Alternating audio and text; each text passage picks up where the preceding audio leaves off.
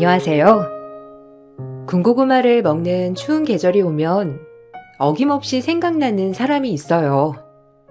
저에게 참 군고구마를 맛있게 구워줬던 사람이죠. 오늘은 그 사람과 관련해서 이야기를 풀어볼까 합니다.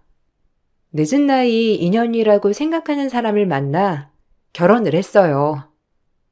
나이가 많아서 그런가 시어머니는 반대했지만 남편 또한 결혼 적령기에 비해 꽤나 많은 나이였기 때문에 시어머니의 태도에 어이가 없었어요. 하지만 시집을 먼저 간 친구들이 원래 시자에 시금치도 안 먹는 거라며 저에게 얘기를 해주었기 때문에 시집이란 그런 거구나 하는 생각이었어요. 결혼을 하자마자 지극한 효심에 깊었던 남편은 시어머니를 모시고 살자고 했고 나이에 비해 이뤄놓은 것이 많지 않은 남편이었기 때문에 제가 살고 있는 전셋집에 시어머니를 모시자고 하는 거였어요. 가뜩이나 좁은 집에서 이렇게 세 식구 사는 게 처음엔 숨막힐 것 같은 마음이 들었고 이게 맞나 싶은 의문이 들었습니다. 나이 들어서 하는 결혼이라 난 우리 신혼생활 좀 즐기고 싶은데 꼭 어머님을 모셔야 해? 난 한 번도 생각해 본 적 없어서. 난 꼭 모시고 살고 싶어. 그리고 우리 엄마, 아빠도 안 계시고 나 하나 바라보고 사셨는데 어떻게 혼자 사시게 해? 말씀만 세게 하시지 얼마나 마음 여리신 분인데. 내가 자기 신경 안 쓰이게 그렇게 할 테니까 엄마 모시고 살자. 부탁할게. 그리고 일단 엄마랑 나랑 살고 있는 집 보증금 정리하면 이 정도 금액 될 텐데 이 돈으로 적금도 들면 좋잖아. 당신이 정 원한다면 어쩔 수 없지. 딴 것도 아니고 어머니 모시자는 일인데 내가 어떻게 무작정 반대하겠어. 알겠어. 역시 마음이 정말 따뜻하다니까. 당신한테 나 정말 잘할 테니까 지켜봐줘. 당신 같은 여자를 만나려고 내가 결혼이 늦었나 봐. 아마 당신 아니었으면 난 결혼도 못했겠지? 고마워. 이런 노총각 구제해줘서 내가 더 잘할게. 근데 나 혼자 살던 집이라 괜찮겠어? 당신 보고 집을 해오라는 소린 아니지만 그래도 당신네 집이랑 마찬가지로 그리 크진 않을 텐데 어머님이 오히려 답답해 하시지 않을까 걱정이네. 뭐 어머님이 괜찮다고 하시면 상관없지만. 안 그러시지. 우리가 집도 장만 못했는데 오히려 좋아하실 거야. 그리고 이 기회에 너도 점수 좀 따면 좋잖아. 늦은 나이에 결혼을 한 것이었기 때문에 단둘이 지내고 싶은 생각이 들었지만 남편이 저렇게 원하니 시어머니를 모시게 되었습니다. 그래, 살면 얼마나 사시겠어 라는 생각으로 좋은 며느리가 되자라는 마음을 갖고 시작한 일이었어요. 어렸을 때 일찍 부모님을 여의었기 때문에 후회하는 삶을 살고 싶지 않았거든요. 그래서 그런지 저를 썩 내켜하지 않은 시어머니였지만 그래도 나중에 후회하지 않게 잘해드리고 싶은 마음이 한구석에 있었고 처음엔 파이팅이 넘쳤어요. 또한 어린 나이도 아니었고 이 나이에 인연을 만난 것이 그저 감사한 생각이 들었기 때문에 별로 재고 따지지 않은 결혼이었습니다. 어머, 늦은 나이에 결혼하면서 시어머니까지 모셔? 게다가 홀어머니라니. 너 고생이 만만치 않을 것 같은데? 니네 엄마 살아 있었어 봐. 어디 이런 결혼 시키겠니? 그리고 네가 돈을 좀 잘 벌어? 너무 아깝다 네가. 친구로서 말리고 싶어. 에이, 그래도 남편이 외동이기도 하고 좀 그렇잖아. 가뜩이나 나 탐탁치 않아 하시는데 같이 살 부대끼면서 잘 지내고 싶어. 처음엔 마음에 안 드셨어도 아마 나중엔 우리 며느리 할걸? 꼭 그렇게 만들고 말 거야. 그리고 네 말대로 엄마도 안 계신데 엄마라고 생각하고 살지 뭐. 나중에 후회하는 일 만드는 것보다 그냥 좋게 잘 지내고 싶어. 열정 보기 좋네. 꼭 그 마음 변치 말고 지냈으면 좋겠다. 내가 말했지? 시자들은 멀리하는 게 제격이라고. 네가 아직 새댁이라 잘 몰라서 그래. 진짜 시자는 시자야. 내 말 명심해. 가뜩이나 잘해주시지도 않는데 꼭 경계하란 말이야. 그래 알지. 네가 시집살이 좀 당했냐? 내가 그래도 한번 헤쳐나가 볼게. 죽기 아니면 까무러치기지 뭐. 그렇게 시어머니와의 동거가 시작되었고 처음부터 저를 썩 내켜하지 않으시는 분이어서 그런지 같이 살아도 어머님은 전혀 곁을 내주지 않았어요. 그저 아들밖에 모르는 바보였고 제가 혹시라도 아들한테 조금이라도 해코지를 할까봐 늘 감시하는 느낌까지 주는 분이었죠. 구속 없이 자유롭게 살다가 매번 감시를 당하는 것 같은 느낌에 숨이 막히는 때였어요. 하지만 그런 마음이 들 때마다 제 마음을 다스렸고 친정 엄마라고 생각하자, 후회하지 말자라는 생각을 했어요. 어젯밤에 뭘 그렇게 둘이 얘기하느라 새벽까지 앉아? 그렇게 할 말이 많냐? 대철이 아침에 출근해야 하는데 어쩜 그리 철딱서니가 없어? 넌 너만 생각하지? 대철이 피곤하게 하려거든 당장 갈라서. 대철이는 내가 케어하면 되니까. 네? 어머님, 그게 며느리한테 할 소리예요? 아니 그리고 가족이 된 지 이제 몇 달 됐는데 이제 좀 저한테 마음 열어주세요. 내가 너한테 마음을 어떻게 여니? 40줄이 다 돼가도록 시집도 못 가고 우리 아들 하나 잡아다 팔 잡히려고 하는 너를 어떻게 예쁘게 보냔 말이야. 우리 아들은 너 아니어도 20대 30대 여자들 줄을 섰어. 그거 아냐? 남자는 나이가 들면 중후한 맛이라도 있지. 여자는 나이 들면 애를 잘 낳기를 하냐? 아니면 얼굴이 곱기를 하냐? 죄송해요. 저도 모르게 웃음이 나왔네요. 어머니 눈엔 당연히 아들이 최고인 거 알겠는데 객관적으로 20대 30대는 너무하죠. 이 사람 나이가 있는데 대철 씨도 저 만난 게 다행이죠. 어머님은 참 객관적이지 못하시네요.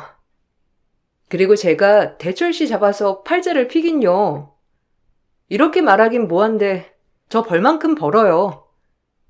어머님 그러니까 그런 생각 버리세요. 뭐? 너 지금 우리 대철이가 너 아니면 장가도 못 간다는 거야? 이게 어디 시어머니 앞에서 남편을 깔아문 게? 아니 그렇다는 게 아니라 어머님이 저를 그렇게 깔아뭉개시니 하는 말씀이에요. 저랑 대철 씨랑 좋은 인연이라고요. 그리고 대철 씨 어머님이시기 때문에 잘해드리고 싶어요. 그러니까 이런 마음 없어지지 않게 어머님도 좀 마음 좀 열어주세요. 저도 한 성격하는 며느리였기 때문에 가끔 시어머니가 심하게 몰아붙일 때는 한마디도 지지 않았습니다. 그 덕에 시어머니도 슬금슬금 제 눈치를 보시기도 하였고 나름 박터지게 싸우기도 하고 또 너무했나 싶으면 죄송해하기도 하는 시댁살이였어요. 하지만 시어머니와의 문제가 아니라 정말 싸울 것 같지도 않은 남편과 싸우게 되는 날이 있었어요. 다시 말하자면 항상 거짓 없이 선했던 남편에게 제가 제대로 실망을 하게 되는 계기가 있었던 거예요. 아무것도 가진 게 없어도 인간성 하나 보고 결혼을 한 것이었는데 남편에게 신뢰가 깨져버리니 참 어떤 말도 할 것 없이 슬프더라고요. 뭐? 그 보증금을 다 썼다고? 아니 집 뺀 지 얼마나 됐다고 그 많은 돈을 다 써. 그리고 우리 이제 부부인데 왜 나랑 상의도 없이. 물론 그 돈에 내 지분이 있는 건 아니지만 그래도 당신이랑 어머님이 여기 집에 들어와서 살게 되었는데 나한테 그 보증금에 대한 얘기는 해줘야 하는 거 아니야? 나 좀 당황스럽다. 어디다 썼어? 후배가 너무 사정이 어렵다고 해서 꺼줬지. 나 거절 잘 못하는 거 알잖아. 어렸을 때부터 친한 후배인데 어떻게 모른 척해? 뻔히 나 당신 집으로 이사 들어오는 거 아는데 상의 못해서 미안해. 당신이 당연히 안 된다고 할 줄 알아서. 당연히 안 된다고 할 줄 알면 더 정확히 날 설득하고 이해시켜야 하는 거 아니야? 진짜 어이없어서 말이 안 나온다. 진짜 미안해. 내가 생각이 짧았어. 한 번만 봐주라. 후배한테 닥달해서 그 돈 꼭 받아낼게. 그러니까 화 풀어. 돈은 당연히 받아내는 건데 난 당신 태도에 대해 얘기하는 거야. 진짜 너무 실망스럽다. 내가 꼭 허수아비 같아. 상의도 없이 그 큰 돈을 빌려줬다는 말에 참 어이가 없으면서도 이럴 거면 나랑 결혼을 왜 했나 싶었어요. 우리 미래를 위해 적금을 넣겠다고 하더니 그렇게 뒤에서 남에게 돈을 꺼줄 줄은 정말 몰랐거든요. 그렇지만 이미 벌어진 일 어쩔 수가 없었고 그렇게 제 화를 다스리며 이번 한 번만 넘어가기로 했습니다. 하지만 결정적으로 남편의 말은 거짓말이었고 그 돈을 시어머니에게 썼다는 사실을 알게 되었습니다. 그것도 시어머니의 고소권 합의금으로 말이죠. 사실 어머님은 정말 드세다 못해 억센 분이셨고 입만 열면 동네 사람들과 감정 싸움을 하시는 분이었어요. 그날도 찜질방에 놀러 갔다가 동네 아주머니와 옥신각신 말다툼을 하다 시어머니는 분에 못 이겨 그 아주머니에게 무력을 썼고 그렇게 합의금으로 집 전체 보증금을 주어야 했던 거예요. 그리고 갈 곳이 없어지자 남편과 시어머니는 저희 집에 들어와서 살게 되었던 거죠. 아유, 저 여편네 모시고 살기 힘들지? 새댁도 진짜 성격 무던한가 봐. 저런 여편네랑 어떻게 살아? 신기하네. 예, 근데 나름 좋으세요. 저희 어머님에 대해 잘 아시나 봐요. 저희 결혼식에서 뵌 것 같기도 하고. 잘 알지. 내가 그냥 그 여편네 아들 봐서 결혼식은 갔다만. 아들이 불쌍하지. 평생을 지 엄마 뒷바라지에. 아니다. 어쨌든 새댁도 보통은 아닌가 봐. 저런 시어머니 모시고 있는 거 보면. 그래도 아들은 착하니까 뭐. 잘 살아봐. 아주머니의 눈빛이 저를 참 안쓰럽게 바라보는 눈빛이었지만 그땐 미처 알지 못했어요. 그 뒤에도 엄청난 비밀이 있다는 것을요. 이 사실을 전 시장에 갔다가 우연히 시어머니 지인으로부터 듣게 되었고 그분은 오히려 제가 몰랐던 사실이라고 하자 저에게 본인이 말했다고 하지 말라며 신신당부를 하더라고요. 이 엄청난 비밀을 숨긴 남편과 시어머니를 어떡할까 싶었어요. 진짜 기막힌다. 두 분이 어떻게 그렇게 감쪽같이 저를 속여요? 그러면서 저한테 뭐가 그리 당당하다고 구박하신 거예요? 미안해. 그래도 엄마 깜빵 가게 할 수는 없잖아. 그 아주머니가 엄마 속을 긁었대. 막 남편 자랑하면서. 엄마가 오죽하면 그랬겠어? 가뜩이나 아빠 먼저 떠나보내고 힘드셨을 엄마인데 참고 참았던 게 그날 터진 거지. 이해해주면 안 될까? 어렸을 적 부모를 잃은 제 앞에서 아빠가 먼저 떠나셔서 엄마가 절이 됐다는 말이 와닿지가 않았어요. 오히려 핑계처럼 들리기도 했고 남편은 저에게 한 번만 봐달라며 사정을 하였지만 어머님은 표정부터가 아주 매섭고 반성이 없었습니다. 그래, 솔직히 얘기했으면 이해가 가지. 근데 나한테 적금 들었다고 하고 또 들키니까 후배 꺼줬다고 하고 어머님이 얘기 좀 해보세요. 저랑 대철 씨 이혼하라고도 하셨잖아요. 그럼 어디 가서 사시려고 그런 큰 소리를 치신 거예요? 사람이 살다 보면 실수할 수도 있는 거지. 넌 뭐가 그리 깨끗해서 우리 아들을 쥐잡듯 잡아? 잘난 것도 없는 게 집 하나 있다고 유세 떤다. 고작 천세 살면서. 그리고 너 막말로 대철이 아니었으면 시집도 못 갔잖아 평생. 안 그러냐? 어머님은 정말 저한테 미안한 마음이 조금이라도 없으시죠? 진짜 너무하시네요. 항상 당당하시고 뭐가 그리 잘나셔서 제가 그렇게 마음에 안 드시는지. 저 정말 열심히 살았고 착실하게 지금까지 올라왔어요. 고작 나이 좀 많은 게 흠인가요? 그럼 대철 씨는요? 대철 씨가 저보다 6살이나 많은데 도대체 왜 그러시는 거예요? 그리고 이번 일 얘기하면 어머님이 저한테 미안하다고 할 줄 알았어요. 대철엔 잘못 없다고 이해해달라고 하실 줄 알았는데 끝까지 어머님은 뻔뻔하시군요. 뭐라고? 너도 나한테 맞고 싶냐? 그래, 나 원래 이런 사람이야. 그래서 뭐 내쫓겠다고? 어디 마음대로 해봐. 아, 엄마, 그만해요. 여보, 내가 사과할게. 미안해. 엄마가 원래 자존심이 강하셔서 사과 못 하시는 거 알잖아. 이해 좀 해줘. 시어머니는 그 말씀을 하시고 방문을 쾅 닫고 들어갔고 정말 같이 살고 있지만 진짜 너무 싫더라고요.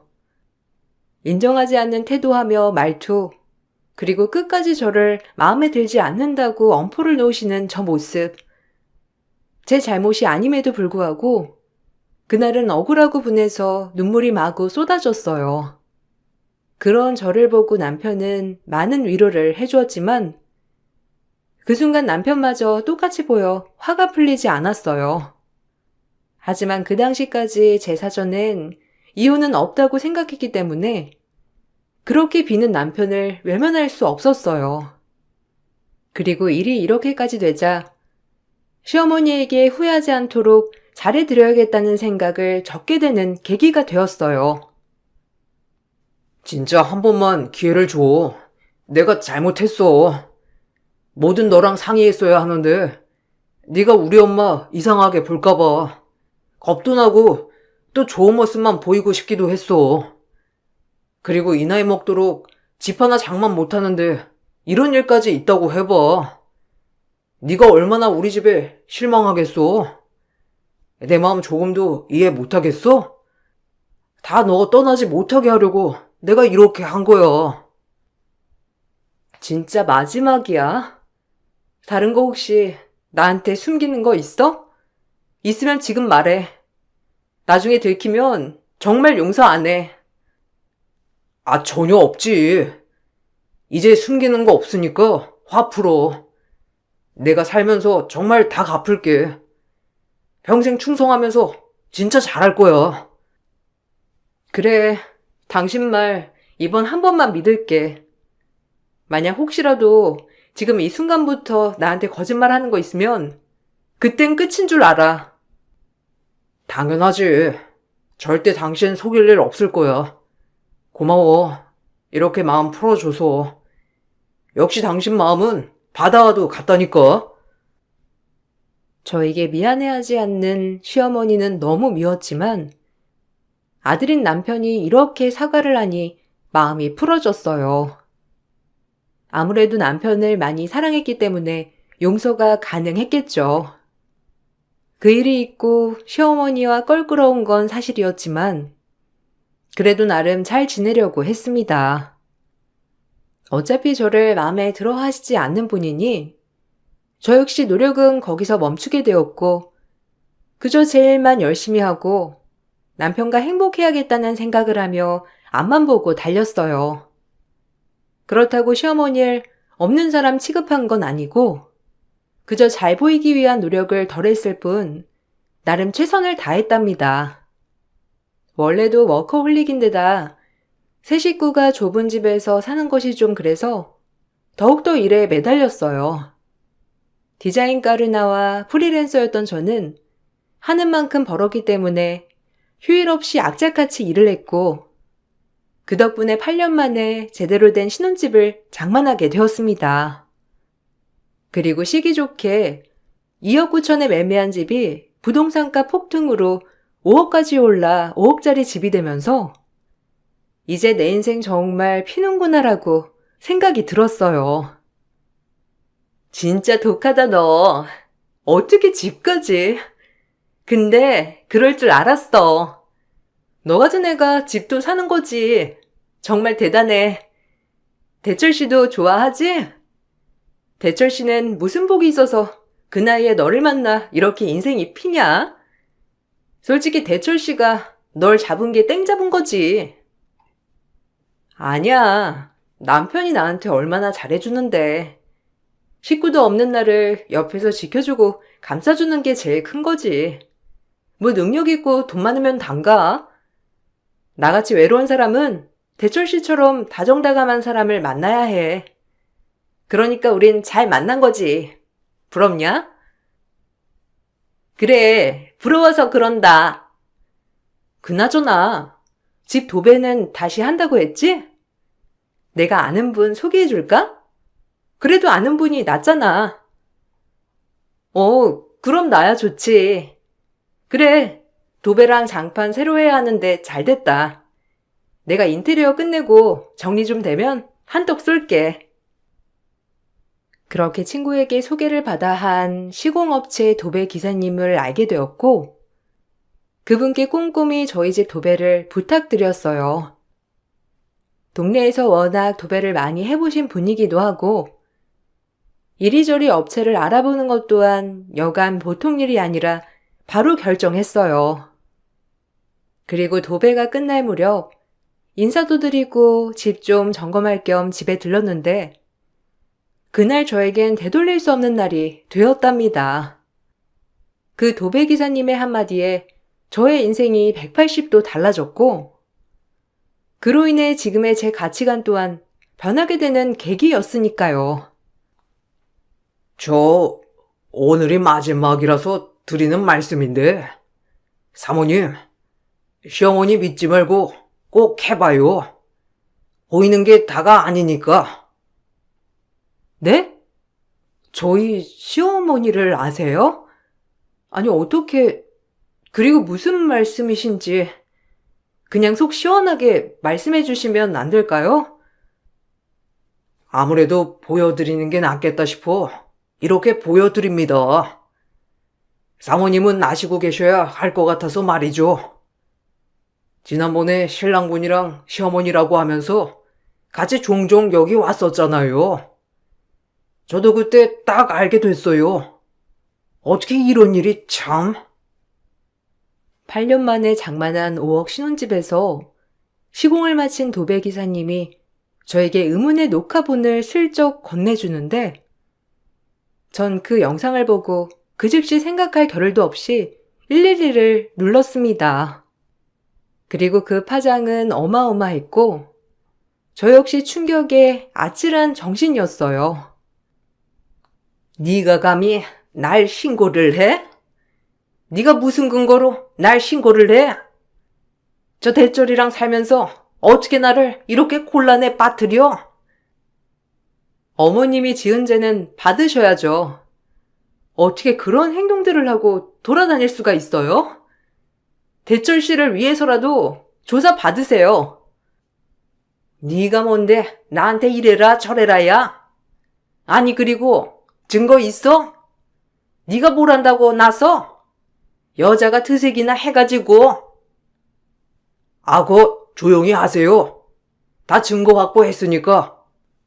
참 나이 드신 양반이 창피한 줄 아셔야지. 어디 와서 큰 소리예요? 네? 그 증거 나도 좀 보여줘요. 아니 나라는 증거 있어? 아주 쌍으로 사람 하나 잡는 거 아주 우습네. 야, 너 때문이야. 진짜 가지가지 하시네요. 어머님 하면 가지밖에 안 떠올라요. 하도 가지가지 하셔서. 사람이 어떻게 그리 뻔뻔해요? 이게 누굴 농락하나? 나 아니라니까. 아우, 억울해서 대한민국에 못 살겠네. 형사님, 저 아니라고요. 얘가 오해한 거라고요. 사실 그 도배기사님이 보여주신 녹화본은 어머님이 인테리어를 하는 집마다 돌아다니면서 비싼 자재들을 골라서 가지고 나오는 모습이었고, 하도 물건들이 없어지자 도배기사님이 인테리어를 할 때 CCTV를 슬쩍 달아놓았던 겁니다. 그리고 거기에 덜미가 잡힌 시어머니였고요. 저희 집 인테리어를 해주신 도배기사님뿐만 아니라 이 근방에서 리모델링하는 집을 맡은 기사님들이 하나같이 범인을 잡아야 한다며 입을 모았다고 했어요. 그리고 그 범인은 시어머니였습니다. 정확히 얼굴이 찍혔고 아무렇지 않게 물건들을 스리슬쩍 가지고 나가는 시어머니였어요. 너무 자연스럽게 가져가는 틈에 정말 훔치는 줄도 몰라 보이더라고요. 그리고 한두 번 해본 솜씨가 아니었고 그 모습을 보니 더욱더 소름이 끼쳤어요. 신고할까 말까 망설였어요. 일단 사모님은 아예 모르시는 것 같아서 먼저 보여드린 거예요. 계속 시공하면서도 말씀을 먼저 드릴까 했는데 이제야 말하게 됐네요. 어쨌든 아주머니께서 반성을 하신다면 저희도 선처할 의향은 있습니다. 뭘 선처야? 내가 훔친 거 봤어? 아주 사람을 잡아도 유분수지. 내가 그렇게 만만해 보여요? 기사 양반, 말 똑바로 해. 아니 아줌마, 증거가 있다니까요. 어떻게 저렇게 뻔뻔할 수가? 걸렸으면 창피한 줄 알아야지. 아줌마 사과부터 해야 하는 게 원래 정상이에요. 이렇게 발뺌할 게 아니라 증거까지 다 있다는데 어쩜 이리 뻔뻔해요? 인생 헛사셨네. 뭐야? 네가 뭔데 나보고 헛살았다 말아야? 나 명예훼손으로 다 고소할 거니까 그리 알아. 감히 날 도둑 취급해? 같이 경찰서에 간 기사님에게도 큰 소리를 치는 어머님을 보고 정말 답도 없는 노인네다라고 생각이 들었습니다. 그리고 제가 시어머니임에도 불구하고 112에 신고를 하자 시어머니는 분노를 하였고 경찰서에서 알게 된 사실 하나는 시어머니가 무려 정가 사범이었다는 사실도 알게 되었어요. 정말 당황스러웠고 어이가 없었지만 더 황당했던 건 저를 탓하는 남편이었습니다. 전 사실 남편이 정말 큰 충격에 빠질까봐 어떻게 말을 해야 할지 고민하고 있었던 찰나였거든요. 그러나 남편은 원래도 어머님의 도벽을 알고 있었고 그럼에도 불구하고 신고를 한 저를 나무라는 모양새였어요. 황당하지 않나요? 엄마가 적적해서 좀 물건들 좀 팔아먹은 거 가지고 그걸 신고해? 솔직히 너는 개입된 일 아니잖아. 근데 어떻게 시어머니를 신고할 수가 있어? 네가 그러고도 사람이냐? 엄마가 지금 연세에 또 깜빵에 가셔봐. 버틸 수냐 있겠냐고. 너 너무한다. 그래서 나한테 어머님 정가 사범인 거 숨겼니? 내가 말했지? 나한테 숨기는 거 없이 모조리 오픈하라고. 근데 이 큰 걸 숨기다니. 진짜 당신도 어머님이랑 한통속이야. 어머님이 저렇게 정가까지 있으면 더더욱 행실을 조심시켰어야지. 그리고 지난번 고소건도 그래. 한두 번 아니었던 거야. 그렇지? 그러니까 별로 놀라지도 않는 당신이고. 참 대단하다, 두 모자. 엄마가 얼마나 힘드셨으면 도둑질을 했겠어? 그리고 그 정가는 다 살기 힘들 때 먹고 살려고 절도한 거야. 불쌍한 거지. 아빠 일찍 돌아가시고 엄마가 악착같이 날 먹여 살리려고 고생하신 거라고. 그게 다 절도였지만 그래도 안쓰럽지 않아? 먹고 살기 힘들다고 절도하지 않아. 그리고 저번에 무력 쓴 건 뭐고? 어머님 그냥 성격이고 천성이야. 주변에서 아무도 잘못했다고 얘기를 안 해주니 이런 꼴이 나지. 당신도 책임 있어. 매번 그렇게 뒷수습을 해줄 게 아니라 어머님을 못하게 했어야지. 대철아. 너 가진 돈 있지? 이 사람들한테 합의해주고 나 좀 꺼내줘라. 어디 이것들이 사람을 함부로 쳐넣어? 죄송한 줄 아셔야죠. 진짜 전 이런 모습이 더 싫은 거예요. 어떻게 사람 낯짝이 그리 두꺼울 수가 있어요? 참 대단하시네요. 그 와중에도 남편은 어머님을 두둔했고, 남편의 말과는 다르게 시어머니의 절도는 대부분 무력 행사와 절도였어요. 젊었을 적 버릇 개 못 준다는 말이 딱 맞았고, 그렇게 깜빵을 4번이나 갔다 왔음에도 불구하고 절도를 또 저질렀던 거예요. 더 웃겼던 건 시어머니는 반성을 전혀 하지 않았고, 오히려 제가 신고한 것에 대해 분개만 할 뿐이었죠. 정말 갱생불가의 인간이라고 해도 과언이 아니었습니다. 어머님께 피해를 받은 여러 기사님들은 반성하지 않는 어머님에게 합의는 없다고 하시며 제대로 벌을 받으라고 하셨고, 저 역시 그런 모습을 보고 더 이상 시어머니와 함께 할 수 없다는 판단을 내렸어요. 이 늙은 노인네가 그저 장난 좀 친 거 가지고 다들 너무한 거 아니에요? 그리고 네가 제일 나빠. 이때다 싶어가지고 시애미를 고소해? 나쁜 것 같으니라고. 지는 얼마나 깨끗하다고 감히 날 고소해? 넌 내 며느리 될 자격도 없어. 저도 어머니 며느리 사퇴하겠습니다. 벌 달게 받으시고, 대철 씨가 왜 그 나이 되도록 한 푼도 못 모았는지 알겠네요. 늘 어머님 합의금을 갚느라 등골이 휘었겠죠. 그럼에도 불구하고 아직까지도 어머니를 감싸네요. 아들 하나 정말 잘 키우셨어요. 그 아들이랑 100년 해로 하시고 전 이만 빠져드릴 테니 벌 달게 받고 나오세요.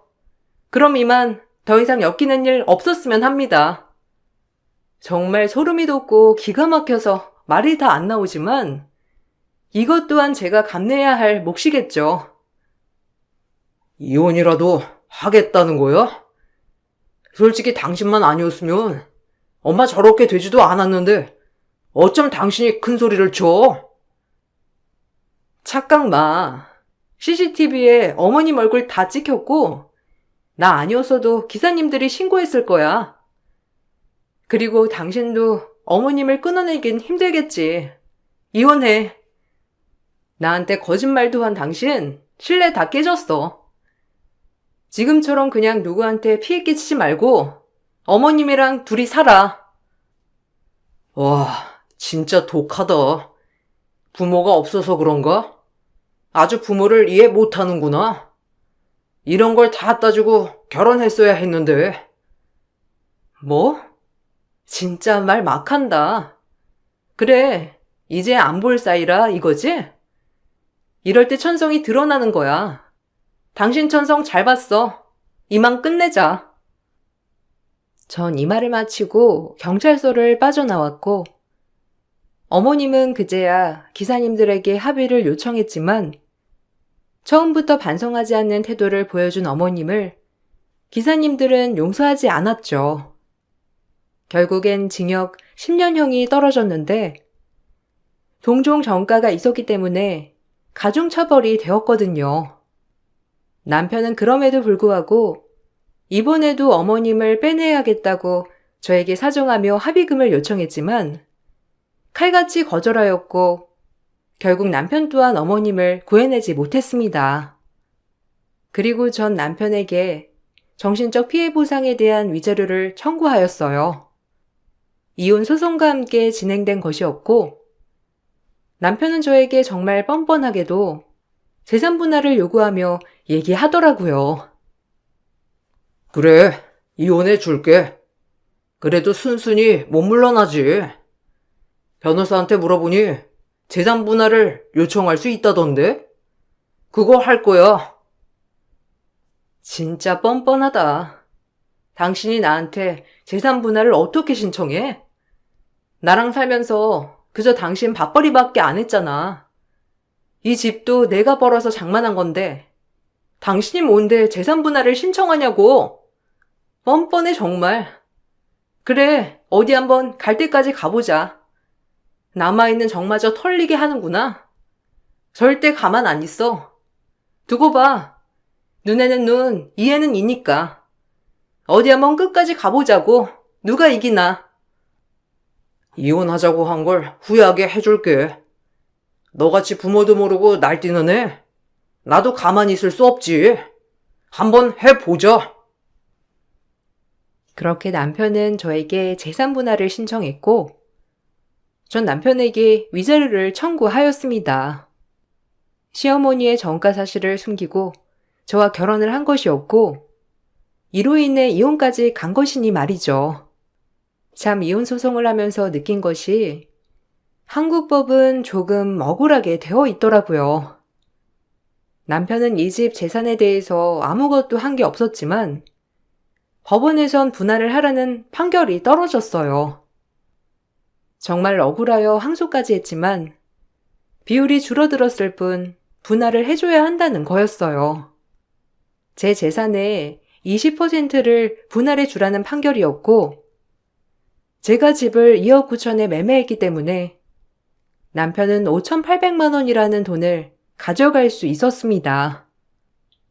엄청 억울했지만 쥐구멍에도 벼뜰 날이 있듯 남편은 저에게 막대하게 위자료를 줘야 했어요. 7천만 원이라는 위자료였는데 혼인의 파탄 사유가 명백히 남편에게 있고 시어머니의 전가 사실을 숨겼으니 저에게 정신적 피해 보상을 입혔다는 게 명백했거든요. 그로 인해 남편이 저에게 청구한 재산 분할은 하나만 한 결과였고 그나마 다행이라고 생각했습니다. 내가 가만히 있을 줄 알았니? 고맙다. 이제 당신한테 미련 하나 없어. 늦은 나이에 결혼은 왜 해가지고 그냥 살던 대로 살걸. 미안해. 이렇게라도 해야 네가 떠나지 않을 것 같아서 꼬장 한번 부려본 건데. 어찌됐건 결과가 이렇게 되었네. 위자료 입금해. 대출이라도 받아서 말이야. 그리고 평생 어머님 뒤치다꺼리 하면서 살아. 그게 당신이 가지고 있는 그릇에 어울리니까. 날 담을 수 없는 그릇이었지 당신은. 참 어떻게 보면 불쌍하기도 하면서 미련하기 그지없다. 우리 사이에 애가 없어서 천만 다행인 것 같아. 누구 신세 망치지 말고 혼자 어머님 봉양하며 잘 살아봐. 그게 남편과 마지막이었어요. 남편은 돈이 없을 텐데도 불구하고 깔끔하게 위자료를 보냈더라고요. 아무래도 대출을 받은 것 같았고 전 그리고 곧바로 이사를 하여 새로운 집에서 새 출발을 시작하였습니다. 제 집에서 나간 남편은 원룸 하나 얻어서 시어머니의 옷바르지를 하고 있다는데 정말 대단한 효심났다고 생각했어요. 충격을 안 받았다고 하기엔 너무 큰 타격이 있었지만 그래도 지금이라도 벗어난 것에 대해서 감사해야 하는 마음을 가져야 할 것 같아요. 끝까지 반성하지 않는 시어머니의 태도에 대해 정말 많은 생각을 하게 됐고 저렇게 추잡하게 늙어가지 말아야겠다고 생각했어요. 그리고 전 집 앞에 조그마한 사무실을 얻어 디자인 회사를 조그맣게 차렸습니다.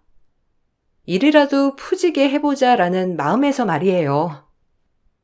오히려 잊으려고 악착같이 일에만 매달린 결과 지금은 12명의 직원을 거느린 작은 회사까지 성장했어요.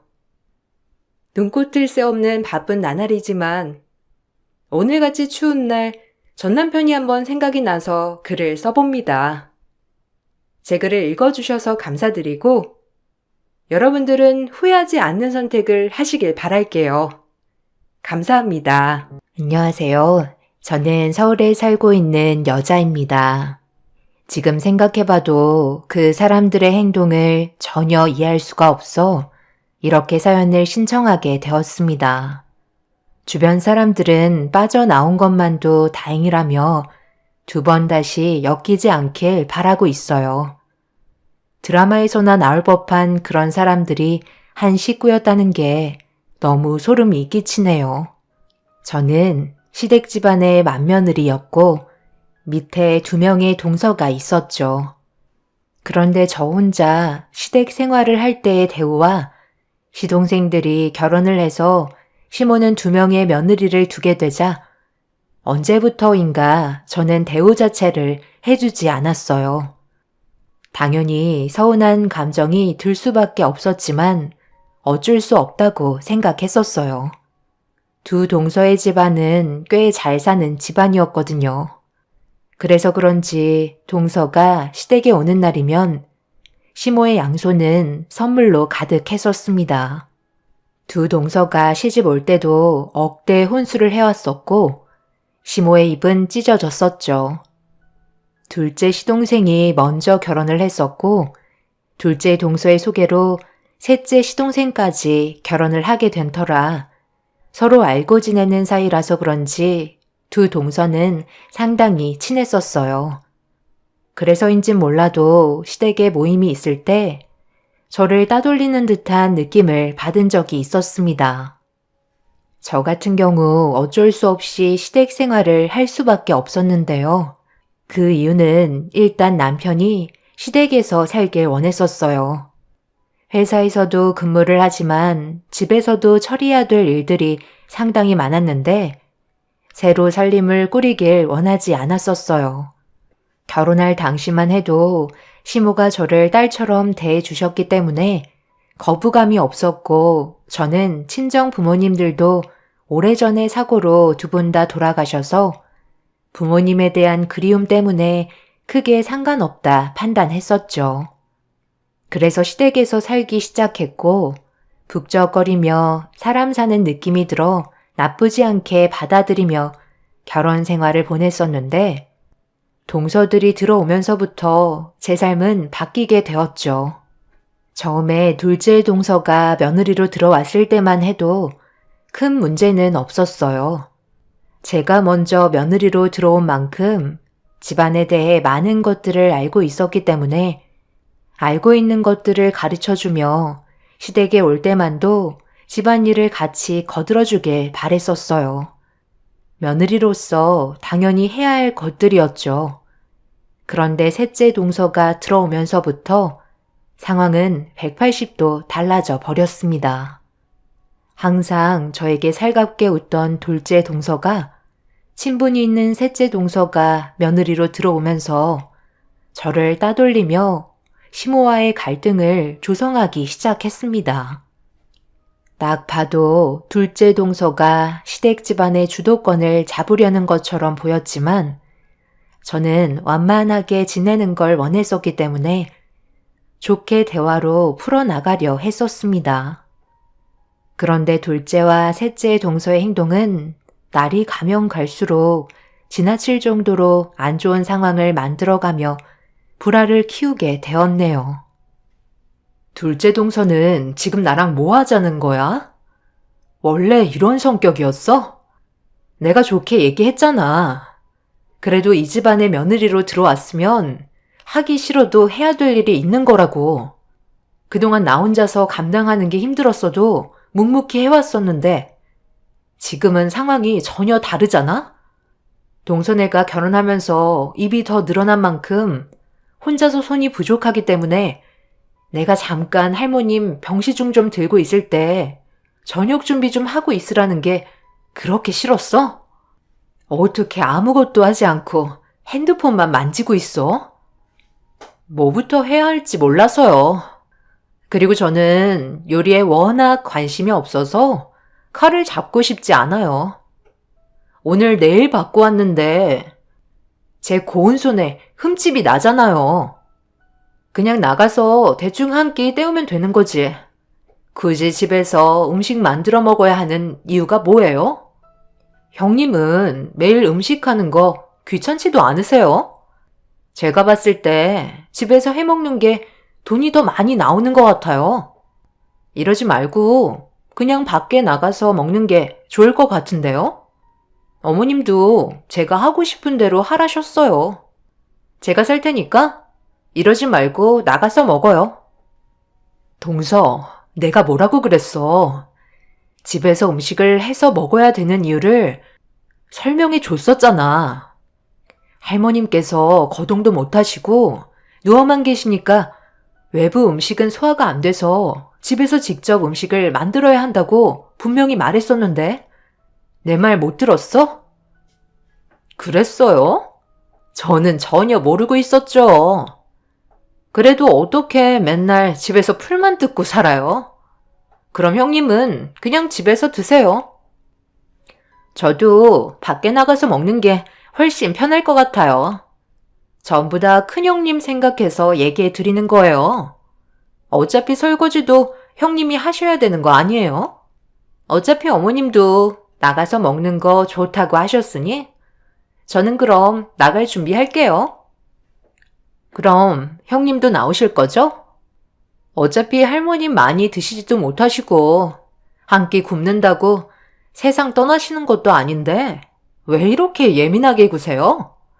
얼른 옷 챙겨 입으세요. 더 늦어지기 전에 서둘러 나가야죠. 어머님, 저희 나가서 외식하기로 했어요. 그래? 그거 잘 됐네. 나도 맨날 집에서 저녁 한 끼 먹는 거 불만이었거든. 그런데 처음보다 식당에 갈 건 아니지? 그래도 혹시 모르니까 한 사람은 집에 남아 있어야 할 것 같은데. 얘 첫째야. 그냥 너는 남는 게 좋겠다. 주방에 벌려놓은 것도 있고 어머님 식사도 챙겨드리는 게 마음이 편하지 않겠니? 그럼 그렇게 알고 있을 테니까 너는 집에 남아 있거라. 시댁 식구들과 동서들은 외식하자는 말에 모두 서둘러 옷을 챙겨 입고 밖으로 나서기 시작했어요. 그리고 남편도 시모의 뒤를 따라 나서려고 신발을 신고 있길래 남편에게 외식하고 올 거냐고 물어보니 본인도 집밥은 먹고 싶지 않다며 술이나 한잔하고 오겠다면서 서둘러 밖으로 나가버렸네요. 시끌벅적했던 집안은 순식간에 조용해졌고 저는 안중에도 없었네요. 어차피 할머님을 챙겨드려야 했기 때문에 평소처럼 저녁 식사를 준비한 뒤에 누워 계신 할머님을 일으켜드리고 간단하게 준비한 저녁 식사를 가지고 방으로 들어가 한술 떠드렸어요. 밖의 상황을 전부 다 듣고 계셨는지 저에게 미안하다는 말만 반복해서 하시길래 제 마음이 불편한 것보다 집에 있는 게 훨씬 속 편하다며 웃어드렸습니다. 그렇게 할머님 식사를 끝낸 후 집에서 애들까지 저녁을 먹인 뒤 씻기고 재우고 그제서야 한숨 돌리려 소파에 앉아 쉬려고 하는데 정신없이 시간이 흘러가 버렸는지 현관문이 열리는 소리가 들렸고 시댁 식구들과 동서들이 줄지어 들어왔네요. 다들 술을 얼마나 마셨는지 많이 취해서는 정신을 차리지 못하고 있었어요. 그 모습들을 바라보고 있던 저는 기분이 별로 좋지 않았습니다. 둘째 동서가 소파에 털썩 앉아 저에게 술 좀 깨게 꿀물 좀 타오라고 명령을 하기 시작했어요. 형님, 저만 먹자고 하는 것도 아닌데 너무 노려보신다. 꿀물 하나 타주는 게 그렇게 서운했어요? 어머님, 이거 어쩌죠? 저희는 외식하고 왔는데 형님은 집안일에서 기분이 많이 상하셨나 봐요. 꿀물 하나 타달라고 한마디 한 걸 가지고 저를 노려보고 있네요. 그래도 너는 멀쩡하니까 그 정도는 해줄 수 있잖아. 나도 목이 타들어가고 있으니까 이왕 하는 거 애들 거 전부 준비해서 내오거라. 그리고 우리는 가족 아니니? 서로가 상황에 맞게 움직이면 되는 건데 뭐가 그리 불만이 많아서 인상을 쓰고 있는 거야? 둘째랑 셋째 며느리가 너랑 같아? 애들은 손님이나 마찬가지잖아. 멀리서 왔으니까 당연히 대접해줘야지. 내가 항상 얘기했지. 큰애 너는 내 딸이나 마찬가지라고.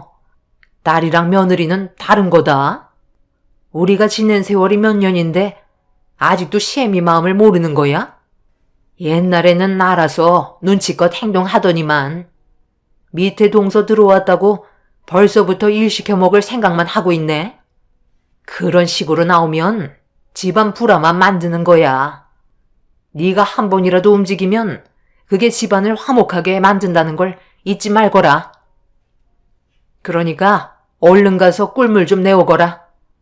애들 속 다 뒤집어지겠다. 너희들이 이해해라. 요즘 큰애가 많이 힘든가 보다. 그러고 보니 형님은 아무 조건 없이 어머님 집에 그냥 들어와 얹혀 사는 거 아니에요? 몸만 들어와서 편하게 살고 있다면서요. 제가 술김에 하는 얘기가 아니라 저희 같은 경우 어머님한테 명품 혼수 넣어드리느라 꽤 많은 돈이 들어갔는데 형님은 어머님이 딸처럼 생각하신다고 혼수품도 안 받으셨다고 하지 않았어요? 그럼 당연히 그만큼 몸으로 때워야 하는 게 맞는 거잖아요. 저희는 혼수를 명품으로 해드려서 거의 억대가 들어간 것 같은데 그럼 이 정도 대우는 받을 수 있는 거 아닌가요? 제 말이 틀렸으면 한마디 해보시죠. 제가 형님이었다면 어머님이 딸처럼 생각해 주시는 것만도 감사할 것 같네요. 그냥 입만 닫고 있었어도 쓸데없는 말은 듣지는 않지. 내가 얼굴을 들고 다니지 못하겠다. 엄마, 저는 그냥 먼저 들어가 잘게요. 왜 들어가? 그네가 꿀물 타주는 거 먹고 들어가라. 아침에 일어나면 속 뒤집어진다. 얘, 뭐하고 있어? 빨리 움직이지 않고. 두 동서가 시집 올 때 억대의 명품 혼수를 해왔다며 시댁에 올 때마다 그에 맞는 대접을 받길 원하고 있었어요. 그리고 시모는 저를 딸처럼 생각한다고 하지만 말로만 딸이지 무상으로 집안일 해주는 가정부나 다름이 없었습니다. 다들 술을 많이 먹었기 때문에 제정신이 아닌 사람들과 상대하고 싶지 않아 꿀물을 타서 건네주었어요. 그렇게 다들 각자의 방으로 들어간 뒤에 저도 지친 몸을 이끌며 눈을 붙이려 방문을 열고 들어가려 하는데 남편이 베개랑 이불을 저에게 던져주면서 다른 데서 자라는 충격적인 행동을 보였습니다. 언제부터인가 저를 대하는 남편의 태도가 조금씩 변해가고 있는 걸 느끼고 있었지만 제 얼굴에 베개와 이불을 던진 건 상상도 못한 일이라 너무 당황스러웠고 어떻게 받아들여야 할지 몰라 그 자리에 멍하니 서 있었어요. 아무리 술에 취해서 제정신이 아닌 상태라 해도 아내한테 대하는 남편의 태도는 분명 잘못된 거였죠. 그런데 너무 늦은 저녁이었고 큰일을 만들고 싶지 않아 나중에 확실하게 짚고 넘어가야 할 것 같았어요. 결국 굳게 닫힌 문을 다시 열고 들어가기에는 저 또한 상처가 컸기 때문에 베개와 이불을 들고 할머님 방으로 들어가게 되었네요. 그래도 언제나 저를 한결같이 대해주신 할머님은 옆자리를 내어주셨고 제가 고생하고 있다는 거에 항상 고마워해 주셨어요. 거실에서의 상황을 전부 다 듣고 계셨는지 저에게 많은 위로의 말을 해주셨고 할머님과 꽤 오랜 시간 대화를 나눈 뒤에 잠이 들었습니다. 그런데 다음날 아침에 집안이 난리가 나고 말았어요. 시모가 할머님과 제가 자고 있는 방문을 활짝 열더니 저에게 소리치며 화를 내고 있었습니다. 너무 갑작스럽게 일어난 상황이라 잠도 덜 깬 상태로 몸을 일으켰는데 시모의 한마디에 남편과 저를 결혼시킨 이유를 확실하게 알 수 있었고 아침부터 잠도 덜 깬 상태에서 서운한 마음을 감출 수 없어 결국 눈물을 흘리고 말았네요. 너 언제까지 자고 있을 거야? 아침 준비 안 하니? 애들 속 쓰린다고 난린데 눈치껏 행동해서 오늘 같은 날은 일찍 일어나 해장국이라도 준비해놔야 하는 거 아니야? 어떻게 시애미보다 늦게 일어날 수가 있어? 그리고 너는 왜 여기에서 자고 있는 거야? 하는 꼴이 이 모양이니 내 아들이 너를 좋아하겠니? 언제까지 이렇게 살 거야? 제발 잘 좀 하자. 내 입에서 험한 말 안 나오게 알아서 움직이면 아무 일 없는데 너는 어떻게 된 애가? 눈을 뜰 때부터 눈을 감을 때까지 한 번도 욕을 안 먹는 날이 없어? 애들 곧 나가야 한다니까 서둘러 해장국 만들고 밥 한 술이라도 뜨게 하고 보내거라. 맨날 잔소리를 안 할 수가 없어요. 그럼 네가 하지. 왜 잘 자고 있는 애한테 뭐라고 하는 거야? 어제 너희들 술 먹고 들어와서 늦게까지 수발든 거 몰라? 얘가 가정부도 아니고 똑같이 며느리인데 왜 차별을 주는 건데? 술 먹고 들어온 게 무슨 벼슬이라도 되는 거야? 어디서 지금 내가 두 눈 시퍼렇게 뜨고 있는데 앞에서 소리를 질러? 내가 조금만 기력이 있었더라도 너는 벌써 머리채 뜯겼어. 아직까지 이분 살아 계신 것 보니 세상 떠날 날 아직 한참 멀었나 봐요. 어머님도 첫째한테 수발받고 살고 계시면서 저한테 큰소리 칠 자격이 있다고 생각하세요? 모시고 살아주는 것만도 감사하게 생각하셔야죠. 쓸데없이 참견하지 마시고 그냥 조용히 숨죽이고 계세요. 한 번만 더 제 일에 참견하신다면 그냥 밖으로 내쫓아 버릴 거예요. 시모는 집안이 떠나갈 정도로 저에게 소리치며 해장국을 서둘러 준비하길 원했고 저는 험악해진 분위기를 가라앉히려 서둘러 음식 준비를 하게 되었네요. 그렇게 정신없이 아침을 준비하자 그제서야 고개를 내밀고 방에서 나온 시동생 내외들은 자연스럽게 밥상에 앉아 타들어가는 속을 해장국으로 달랬습니다. 남편도 전날에 저에게 했던 행동은 기억도 나지 않는지 해장국을 들이켰고 단 한 사람도 저에게 고맙다는 말은 한마디도 하지 않았어요. 그동안 살면서 따돌림이라곤 한 번도 당해본 적 없던 제가 집안 사람들에게 따돌림을 받고 있다는 걸 느끼게 되니 마음이 너무 안 좋았어요. 둘째 동서는 어느 정도 배가 찼는지 시모에게 조만간 여행 한번 가자며 대화를 시작했고 가만히 듣고 있던 저는 두 동서의 말에 어이가 없었습니다. 팔도 유람 여행? 전국을 돌아다니는 여행을 말하는 거니? 돈이 꽤 많이 들어갈 것 같은데 괜찮겠어? 나는 언제나 가능하지. 그래서 한동안 집을 비워야 할 것 같은데 어머님 집에 안 계셔도 상관없으신 거죠? 신경 쓰이시는 거라도 있으세요? 내가 신경 쓸 일이 뭐가 있겠어? 첫째가 알아서 다 해주는데 나는 그냥 여행만 즐기면 되는 거다. 그래서 언제 출발하는데? 다음 주에 출발할 예정이에요. 어제 말씀드리려 했는데 워낙 정신없어서 잠깐 까먹고 있었네요. 그럼 예정대로 진행하면 되는 거죠? 어차피 형님이 집에 계시니까 어머님은 저희랑 편하게 여행 다녀오시면 되겠어요. 큰 아주버님도 중간에 한번 오실 수 있으시죠? 주말 같을 때 모이면 좋잖아요. 저희는 어머님이랑 먼저 여행하고 있을 테니 아주버님은 주말에 시간 내서 한번 들리세요. 맨날 회사 집 반복하는 것도 지겹잖아요. 이런 게 추억이라고요. 아주버님도 신경 쓸 거 없으시잖아요? 그렇죠.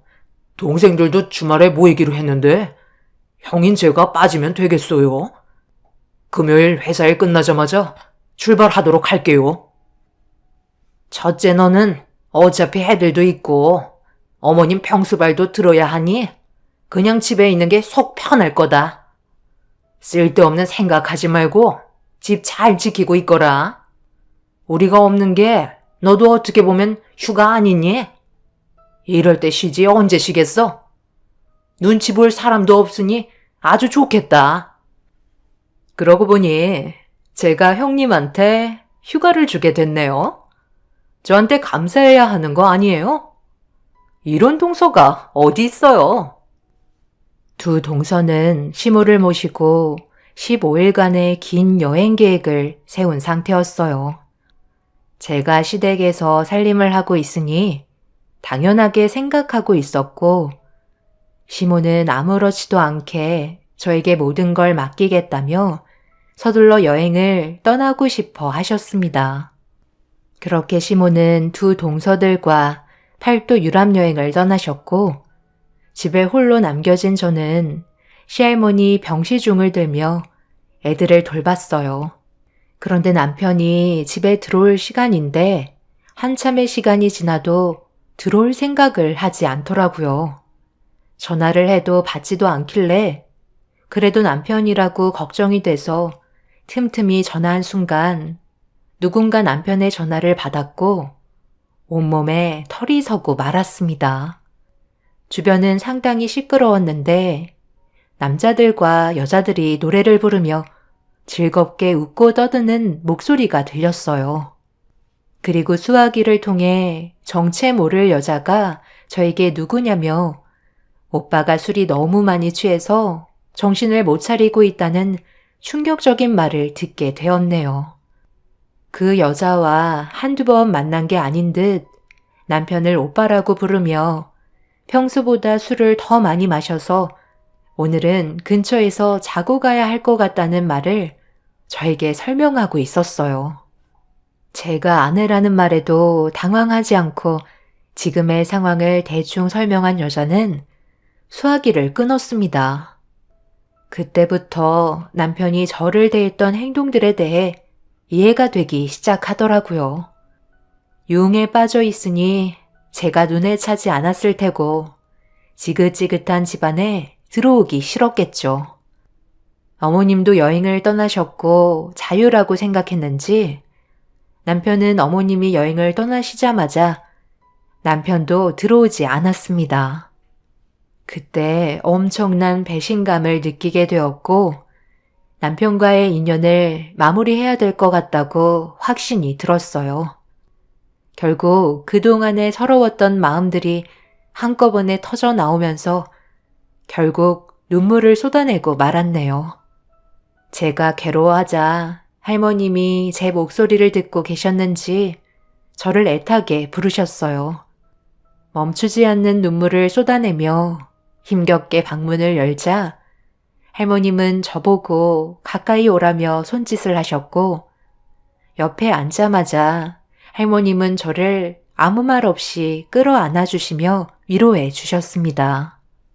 할머님은 이런 집안에 더 이상 붙어 있을 필요 없다며 당장 짐 싸서 나가라고 분노하셨지만 혼자서는 거동도 못하시는 할머님을 두고 떠날 순 없었습니다. 한참 동안 할머님과 진지한 대화를 주고받으면서 앞으로 어떻게 살아가야 할지 의논을 하기 시작했어요. 그렇게 밤이 새도록 긴 대화를 주고받은 뒤에 제 마음은 더욱더 확신에 차게 되었고 다음날 남편은 늦은 저녁 시간이 되어서야 집으로 들어왔네요. 전날에 얼마나 술을 퍼먹었으면 온몸에서 술 냄새가 진동을 하고 있었어요.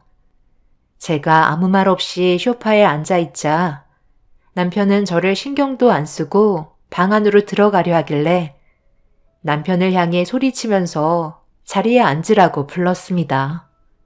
제 말을 무시하고 방으로 들어가려는 남편에게 이혼하자는 말을 꺼낸 순간 저를 무시하던 남편은 급하게 몸을 돌려 자리에 앉았고 얼굴 표정이 밝아져서는 탁자 위에 놓여있는 서류를 꺼내 확인했어요. 정말이네? 나랑 진짜 이혼해 주는 거냐? 내가 너한테 이 말을 얼마나 듣고 싶었는지 알아? 우리가 솔직히 이게 사는 거냐? 너는 그냥 우리 집의 가정부처럼 지내고 있으니 나도 예전처럼 사랑의 감정이 올라오지도 않고 그냥 어쩔 수 없이 살고 있는 거잖아. 어차피 애들도 당신이 데려갈 거지? 배 아파 낳은 자식이니 나보다 당신이 애들 옆에 있어주고 싶을 거 아니야. 양육비는 내가 섭섭하지 않게 챙겨줄 테니까 걱정하지 말고 굳이 시간 내서 애들은 안 보여줘도 돼. 지금 내 몸 하나 끌고 다니는 것도 힘든데 애들 얼굴 볼 시간이 어디 있어? 그럼 여기에 도장 찍으면 되는 건가? 내 도장까지 전부 준비해놨네. 잘 생각했어. 좋은 선택한 거야. 그동안 살면서 지금 당신이 나한테 제일 많은 대화를 한 거 알아? 집에 와서도 한마디 하지 않던 당신이 이혼하자는 한마디에 얼굴 안색도 좋아지고 말수도 많아졌네. 그렇게 행복하니? 나는 당신이랑 결혼해서 단 한 번도 가정을 깨고 싶은 생각 없었고 당신처럼 유흥에 빠져 살지도 않았어. 내가 살면서 제일 후회한 건 당신을 만나 결혼한 거야. 우리 다시는 볼 일 없었으면 좋겠다. 나도 마찬가지야. 당신 만나서 나는 행복했었는 줄 알아? 다시 볼 일 없을 테니까 걱정하지 마. 내일 짐 싸서 나갈 거지? 합의 이혼이니까 나머지 재산이나 위자료는 내가 알아서 처리해 줄게. 너무 걱정하지 마. 서운하지 않게 해결해 줄 테니까. 결국 남편과 저는 다음날 이혼 처리를 하게 되었고 이 사실을 시모에게 알리자 팔도 유람을 떠난 시모는 부랴부랴 집으로 돌아왔어요. 그리곤 얼굴이 하얗게 질려버려서는 저에게 소리치며 화를 내면서 한마디 상의도 없이 저희들끼리 이혼을 결정했다고 난리를 치기 시작했네요. 저는 대꾸하지 않고 묵묵히 짐을 싼 뒤에 애들과 함께 현관문을 나가려는데 갑자기 제 팔을 붙잡으시더니 충격적인 한마디를 뱉으셨어요. 방에서 나오지 못하고 계신 시할머님도 모셔가라며 말도 안 되는 이유를 붙이고 계셨네요. 오랜 기간 제가 보살펴 드렸기 때문에 시모는 더 이상 할머님을 돌봐드리지 못한다는 게 결정적 이유였어요. 그게 지금 말이 된다고 생각하세요? 할머님을 제가 모시고 가라고요? 저는 더 이상 아무 연관 없는 사람인 거 모르세요? 그이랑 이혼을 했는데 제가 왜 할머님 병시중을 해드려야 하는 건데요? 차라리 그럴 거면 요양원에 모시면 되잖아요. 요양원에 보내는 것도 얼마나 귀찮은 일인지 아니? 마무리를 잘하고 가야지. 네가 요양원을 보내던 끼고 살던 알아서 하거라. 어차피 오래 못 버티셔. 나중에 세상 떠나시면 어머님 앞으로 태워있는 재산 내가 너한테 일부 떼어줄 테니 그때까지만 모시고 있어라. 나 지금 팔도 유람하다가 너 때문에 중간에 내려왔잖아. 나는 절대 방 안에 계신 어머님 수발 들어줄 생각 없다. 형님, 지금 이게 무슨 짓이에요? 저희가 형님 때문에 계획한 일정에 차질이 생겼다고요. 여행 다녀온다니까 그렇게 배가 아프셨어요? 며칠 됐다고 이렇게 무책임한 행동을 하실 수 있으신 거죠? 전부 다 제자리로 돌려놓으세요. 내일이 제일 중요한 여행 코스인데 형님 때문에 문제 생기면 손해배상 청구할 거니까 이혼하신다는 말 당장 물으세요. 내가 이혼하는 것까지 동서들 눈치를 봐야 하는 거야? 너희들이 할머님 돌봐드리면 되겠네. 이참에 할머님 모시고 여행 가면 되겠어. 나는 할 만큼 했다고 생각하거든? 한 번만 더 내 앞길 막으면 나도 그냥 넘어가진 않을 거야.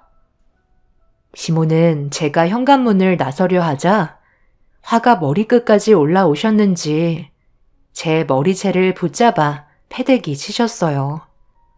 현관문 밖으로 나가려면 무조건 할머님을 모시고 나가라는 시모의 말에 저는 작은 방문을 열었고 휠체어를 타고 계신 할머님을 밖으로 모시고 나왔습니다. 너희들 뜻은 내가 잘 알았다. 근데 너는 지금 뭔가 단단히 착각하고 있는 것 같은데 여기 집이 누구 건지 모르고 있니? 내 소유인데 내가 왜 나가야 하는 거지? 나를 모시기 싫다고 했으니 나도 이제 너희들이 필요가 없다. 당장 내 집에서 나가거라. 노인네가 입만 살아가지고 어차피 세상 떠나시면 어머님이 가지고 계신 재산 전부 제 거가 되는 거 모르세요? 부양을 포기한 사람한테 재산 분할권은 없다는 거 모르셨나 봐요. 그리고 그동안 어머님이 할머님을 보살펴 드린 적 없으시잖아요. 건강이 악화되기 시작할 때 제가 들어와서 살게 됐으니 어머님은 그동안 손가락 하나 까딱하시지 않았잖아요. 할머님은 결정하셨어요. 전 재산을 저에게 주시기로 약속하셨네요.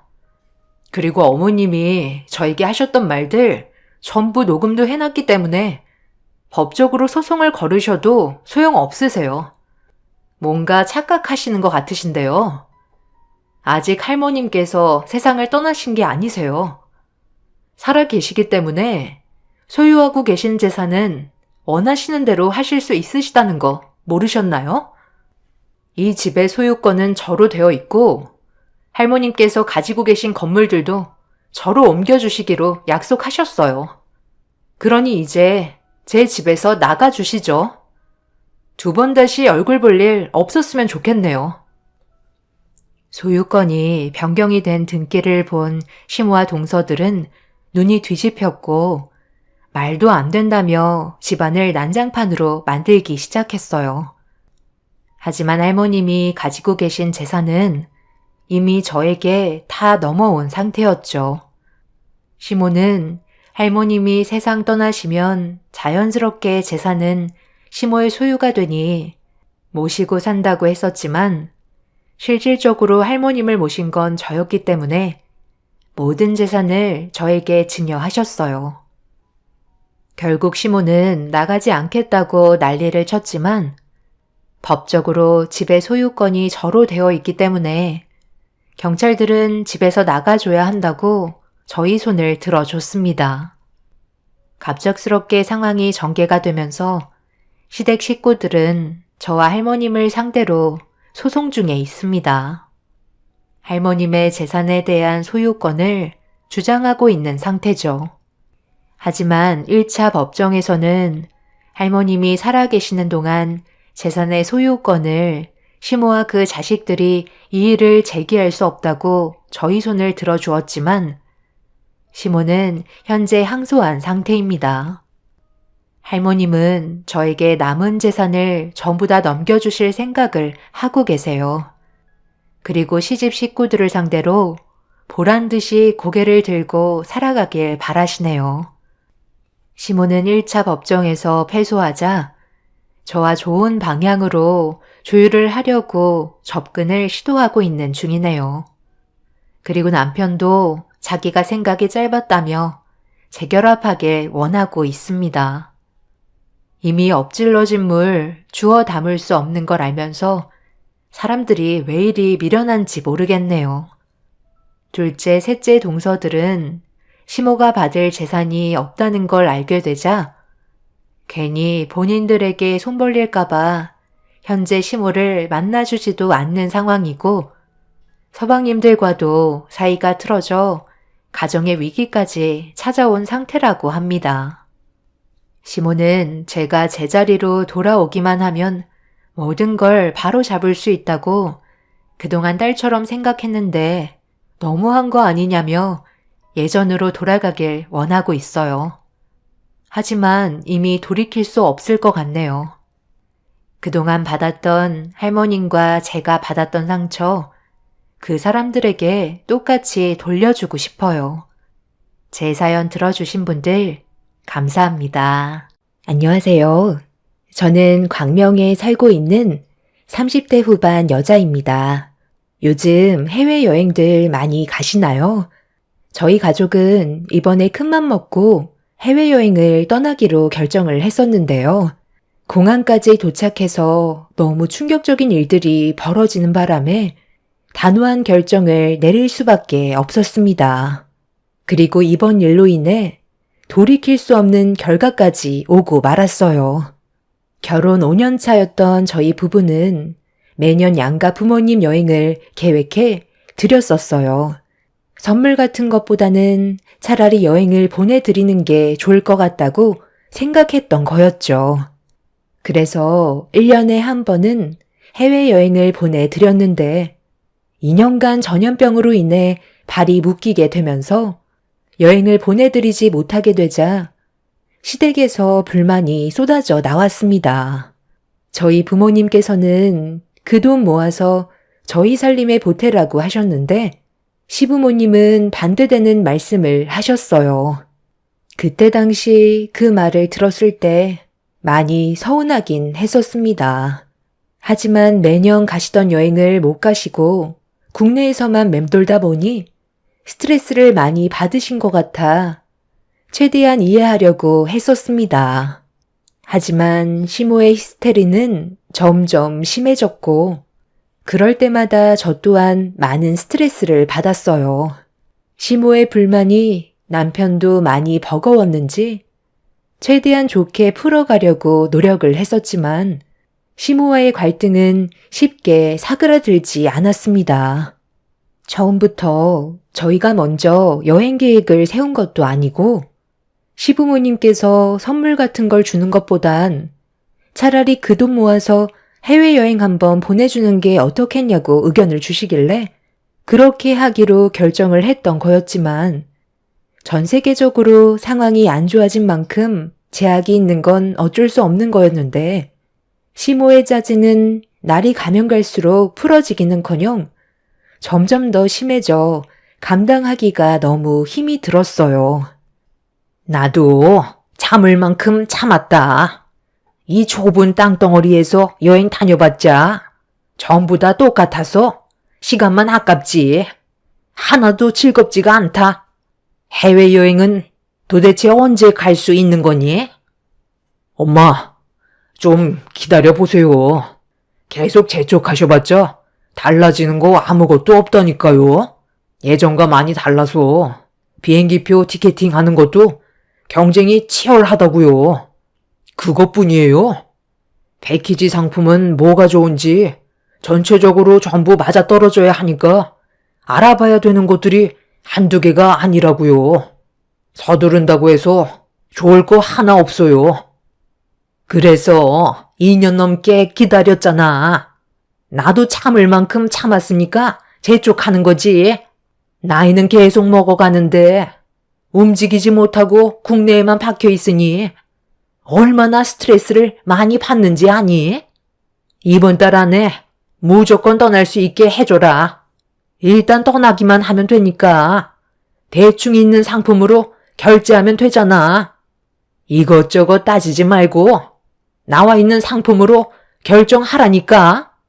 나는 이미 짐 다 싸놓고 떠날 준비가 딱 되어 있는데 너희들이 너무 굼떠서 내 속이 뒤집어질 것 같단 말이다. 어머님, 제발 그만 좀 하세요.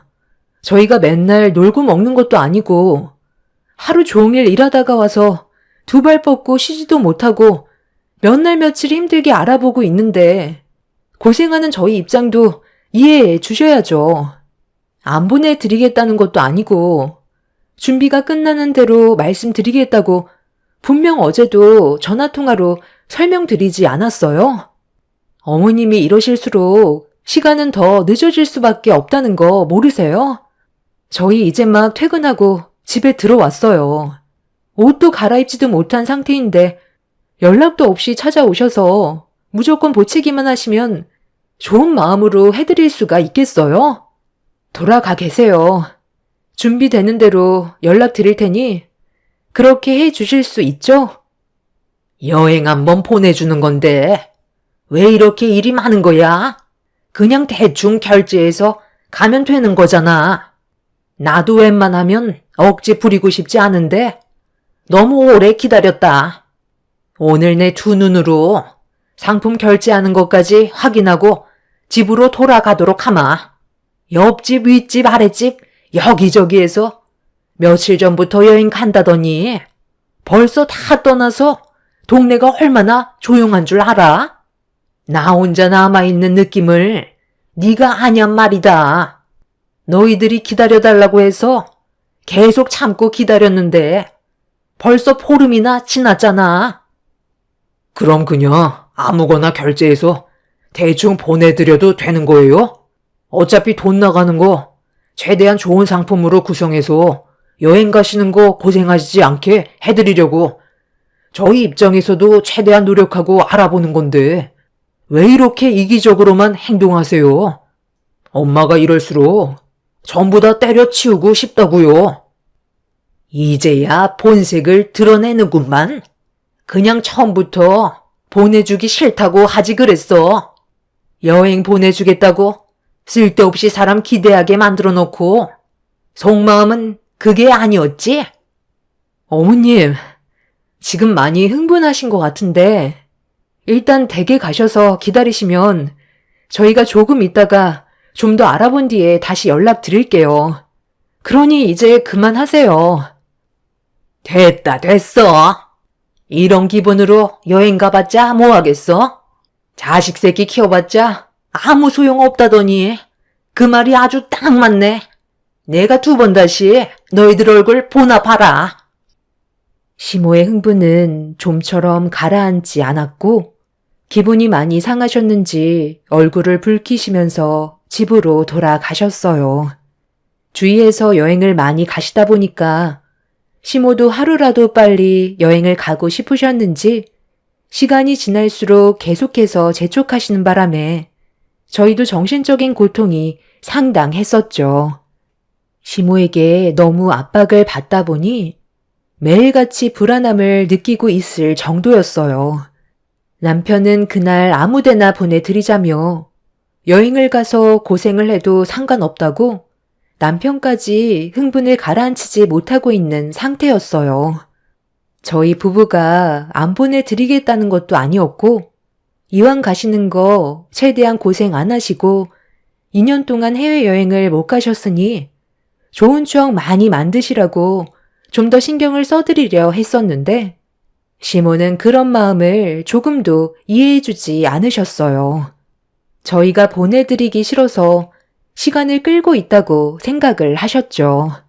정말 한숨밖에 안 나오는 상황이었지만 그래도 저는 최대한 좋게 해서 보내드리려고 그날 남편과 저녁을 먹은 뒤 집안 정리를 끝내고 어느 정도 흥분을 가라앉힌 다음 괜찮은 패키지 상품을 알아보게 되었고 한참의 고민 끝에 가격도 나쁘지 않고 구성 상품도 좋은 것 같아 다음날 여행사와 상담을 통해 궁금한 것들을 물어본 다음 여행 상품을 결제하게 되었습니다.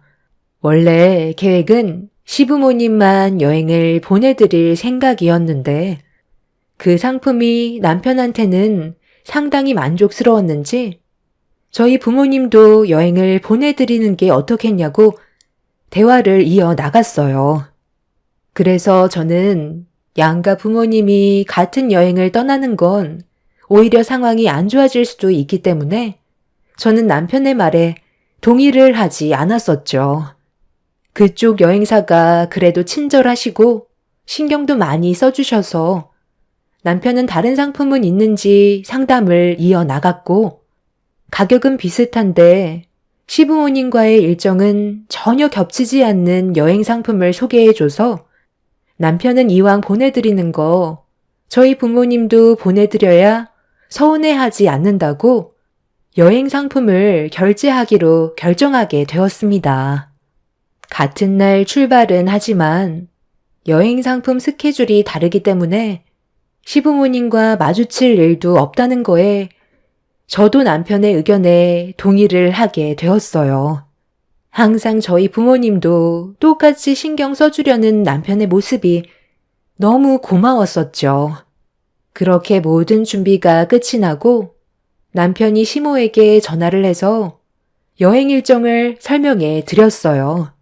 그러자 수화기에서 들려오는 목소리가 제 귀에까지 들릴 정도로 상당히 들떠 계셨고, 그날 이후 더 이상 저희 부부에게 스트레스를 주지 않으셨습니다.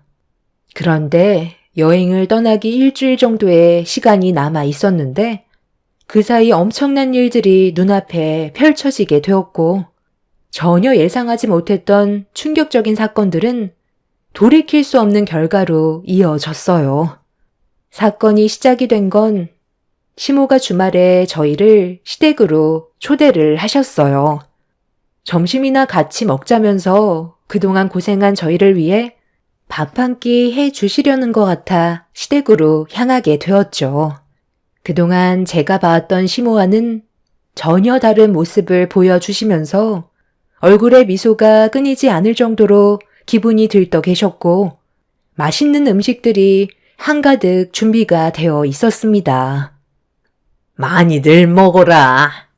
그동안 여행 상품 알아봐 주느라 고생 많았지? 내가 오죽 답답했으면 너희들한테 불만을 털어놨겠니? 내 주변 사람들 전부 다 해외여행 가서 나한테 자랑하듯 사진 찍어 보냈는데 속이 얼마나 타들어가던지 혈압 올라 쓰러질 뻔했다니까. 그래서 너희들한테 더 재촉했던 것도 있다. 그런데 사돈댁 분들은 여행 안 가신다니? 이번만큼은 사돈댁도 가고 싶어 하실 텐데 너희들이 알아서 신경을 쓰겠지만 한 번에 큰돈 나가는 게 부담스러우니까 나중에 보내주는 것도 나쁘지는 않겠지. 우리가 먼저 가서 마음에 걸리기는 하지만 급한 사람이 먼저 떠나는 건데 서운하게 생각하시지는 않겠지?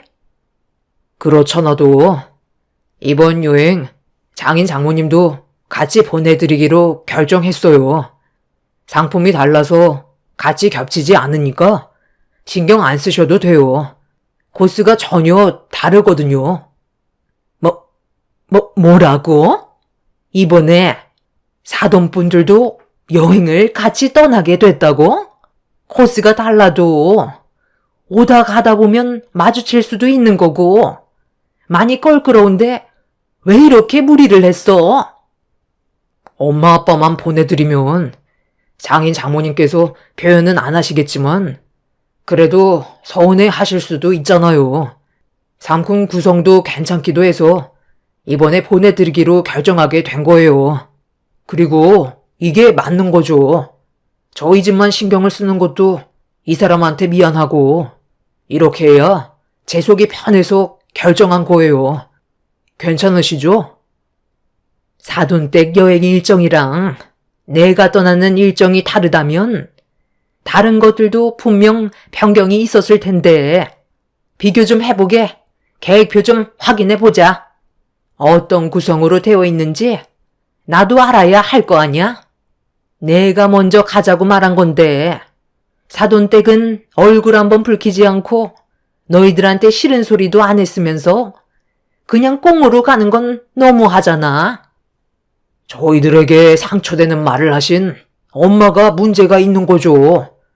장인 장모님은 저희가 알아서 하겠거니 생각하시고 침착하게 기다려주신 것 뿐이에요. 남편은 얼굴을 붉히는 시모에게 저희 부모님과 시부모님의 여행 스케줄을 보여드렸어요. 시모는 양가 집안 여행 계획 일정표를 확인해 보시더니 얼굴이 일그러지셨고 시부와 비교를 하면서 불만을 털어 놓으셨어요. 그때부터 시모는 흥분을 하면서 안 좋은 분위기를 만들어 가셨고 저희 부부는 그런 모습에 할 말을 잃었습니다. 뭐야?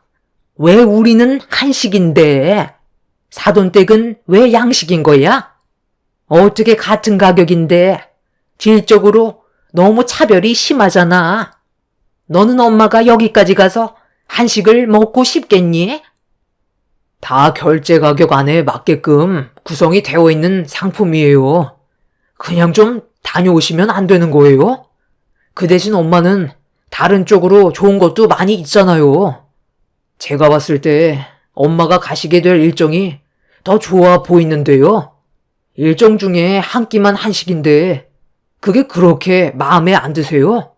다른 관광 지역에 가는 것도 엄마 쪽이 몇 군데 더 있는데 비교한다고 해서 엄마가 하고 싶은 대로 할 수가 있는 것도 아니잖아요. 그냥 다녀오세요. 엄마 일정이 싫다고 생각하시는 거면 바꾸면 되겠어요? 그런 불만이 생기지 않을 것 같아요? 어떻게 하실래요? 떠나기 전에 결정을 하셔야 되니까 신중하게 생각해보고 말씀해 주세요. 사돈댁 여행 상품은 취소해라. 이것저것 비교가 되니까 괜히 신경이 쓰여서 제대로 된 여행을 즐기지 못할 것 같다. 그냥 다음에 가시라고 말씀드려. 어머님, 이 상품이 이번에 특가로 나온 거고 지금 취소하면 위약금이 있어서 그렇게 하기에는 어려움이 있을 것 같아요. 제가 봤을 때 여행 일정은 어머님이 가시게 될 여행 구성이 훨씬 더 좋아 보이는데요. 저희가 얼마나 힘들게 알아보고 결정한 건지 잘 알고 계시죠? 이번에는 이렇게 다녀오세요. 다음에는 좀 더 만족하실 만한 여행 계획을 세울 테니 이왕 떠나시는 거 좋은 쪽으로 생각해 주셨으면 좋겠어요. 크게 어려운 부탁을 드리는 것도 아니잖아요. 여행을 하는데 즐거움의 반을 차지하는 게 먹는 건데 우리 쪽이 너무 형편없는 것 같다. 혹시 음식만 바꿀 수는 없는 거니? 사돈댁 음식들은 구성이 마음에 드는데 우리 쪽 여행 상품은 음식의 질이 너무 떨어지는구나. 돈을 좀 더 얹어주면 제대로 된 음식을 제공받을 수 있지 않을까? 그렇게도 안 되는 거냐? 그건 좀 힘들 것 같아요. 자유여행도 아니고 단체로 떠나는 여행이라 모든 게 틀 안에서만 움직여야 하거든요. 시간도 얼마 남지 않았는데 변경하는 것도 무리가 있으니 이번에는 그냥 다녀오세요. 저희도 이것 때문에 밤낮 가리지 않고 알아보면서 정말 힘들었어요. 아휴, 이제 더는 이 부분에 대해서는 말 안 하셨으면 좋겠어요. 시부모님은 저희가 고생해서 알아본 건 생각 안 하시고 조금이라도 저희 부모님 여행 계획에 좋은 상품이 들어가 있으면 그걸 마음에 안 들어 하셨어요. 전혀 배려하지 않으시려는 모습에 지쳐버렸고 실망한 나머지 한상 차려진 음식에는 손을 대고 싶지도 않았어요. 남편은 많이 서운했었는지 자리에서 벌떡 일어났고 저 또한 남편을 따라 자리에서 일어나 버렸습니다. 시모는 당장 눈앞에 보이는 것만 불만을 가지시고 얼마나 고생했을지 그런 건 신경도 안 쓰셨어요. 결국 저희 부부는 더 이상 아무 말도 하고 싶지 않아서 그냥 집으로 돌아와 버렸고 그날 이후 시부모님한테 일절 연락 같은 건 하지 않았습니다. 그렇게 시간이 지나고 여행을 떠나야 하는 시간이 다가왔어요. 그래도 오래간만에 해외여행을 떠나시는 건데 배웅은 해드려야 할 것 같아 공항으로 가게 되었죠. 저희가 먼저 도착해 시부모님과 저희 부모님을 기다렸어요. 2년 만에 떠나시는 여행이라서 그런지 저와 남편도 긴장을 한 상태였는데 공항에 먼저 도착한 시부모님은 밝은 얼굴이 아닌 그늘진 얼굴로 저희 앞으로 다가오셨어요. 남편은 시부모님을 모시고 비행기 티켓을 끊었고 뒤이어 저희 부모님께서도 도착을 하셔서 제가 비행기 티켓 끊는 걸 도와드렸습니다. 그렇게 양가 집안이 모두 마주보게 됐는데 어색한 인사와 함께 침묵이 흐르고 있었어요. 그리고 잠시 뒤 시모가 침묵을 깨는 한마디를 툭 던지셨고 그 말을 받아친 엄마의 한마디로 시작된 싸움은 공항에서 평생 잊을 수 없는 일이 터지고 말았어요. 사부인은 좋으시겠어요? 내 아들 덕에 해외여행도 다녀오시잖아요. 다행히 저희끼리 마주칠 일은 없다고 했으니까 그건 그나마 다행이네요. 네, 그러게요. 저도 사돈과 얼굴 마주하면서 여행 떠날 기분은 아니거든요. 애들이 알아서 시간 내면 보내줄 건데 꼭 그렇게 상처를 주셔야 했어요. 부모가 자식한테 타당한 요구를 하는 건데 그게 뭐 잘못됐나요? 낳아주고 키워줬으면 그만한 보상을 받는 건 당연하다고 생각하는데요. 애들 키우는 걸 뭘 바라시고 키우신 거예요? 애들이 잘 되길 바라야지. 억지로 밀어붙여서 여행을 떠나시면 마음이 편하세요? 저는 지금도 너무 미안해 죽겠는데요. 그동안 고생해서 키워준 보답을 받는 건데 뭐가 잘못됐다는 거예요? 제 아들 돈으로 왕복 티켓 300만 원짜리 끊으셨으면 고맙게 생각을 하셔야죠. 우리 며느리가 왜 이렇게 눈치가 없나 했더니만 안사돈께서 눈치가 없으시구만. 염치 없이 여행 떠나시는 거면 표정 관리라도 잘 하시던가. 어머님, 지금 말 다 하셨어요? 아, 정말 여행하는 당일까지 이러실 거예요? 제가 언제까지 이런 상황을 허용해 드릴 거라 생각하시는 거예요? 저희 부모님이 염치가 없다고요? 당신은 어떻게 생각해? 내가 지금 참아야 될 것 같아? 방금 하시는 말 들었지? 당신 돈으로 왕복 티켓 끊었다고 우리 부모님 염치 없는 분으로 만들어 버리셨어. 그냥 이제 솔직하게 전부 다 말씀드리는 게 좋지 않겠어? 나도 당신을 사랑하고 어떻게든 믿고 기다려주려 했는데 이건 정말 아닌 것 같아. 지금 당장 솔직하게 전부 다 얘기해. 그렇지 않으면 우리 둘 사이도 이제 끝나는 거라고. 왜 말을 하지 못해? 내가 얘기할까? 어머님, 뭔가 단단히 착각하고 계시는 것 같은데요. 저도 그동안 연기하느라 얼마나 힘들었는지 몰라요. 이 사람 돈으로 여행을 보내드린다고 생각하세요? 이거 전부 다 제 돈으로 보내드리는 거예요. 3년째 날백수인 어머님 아들을 제가 먹여 살렸다고요. 능력이 좋은 것도 아니면서 뭐가 마음에 안 든다고 면접 자체도 안 보고 겨우 설득시켜 면접 보게 해서 취업시키면 며칠 있다가 또 뭐가 마음에 안 든다고 나와 상의도 없이 퇴사해버리고 그런 생활을 반복한 지 벌써 3년째라고요. 이런 답답한 상황 속에 아무 말도 하지 않았던 건 그래도 이 사람을 믿고 제가 선택했기 때문에 기다려준 거였는데 누굴 닮았나 했더니 어머님과 아주 똑 닮았네요. 저는 이제 더는 못 해먹겠어요. 3년째 날백수 아들 둔 어머님 염치나 챙기세요. 그 왕복 티켓 돌려주세요. 어머님은 여행 가실 자격도 없어요. 저는 그 자리에서 시모가 들고 계셨던 비행기 티켓을 찢어버렸습니다. 시모는 남편이 백수였다는 걸 전혀 알지 못한 상태라 많이 당황스러웠는지 남편을 멍하니 바라보고 있었어요.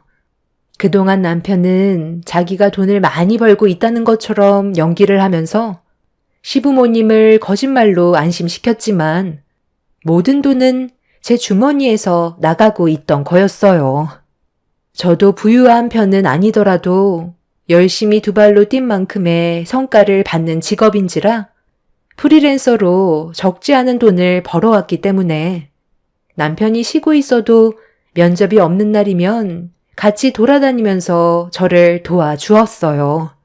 아무리 백수라도 집안에만 있으면 금방 늘어지고 일하기도 싫어할 것 같아 그동안 데리고 다니면서 항상 바로 취직을 할 수 있을 만큼의 긴장을 가지게 해줬었죠. 하지만 남편은 저와 결혼한 이후 의욕 자체가 많이 떨어졌어요.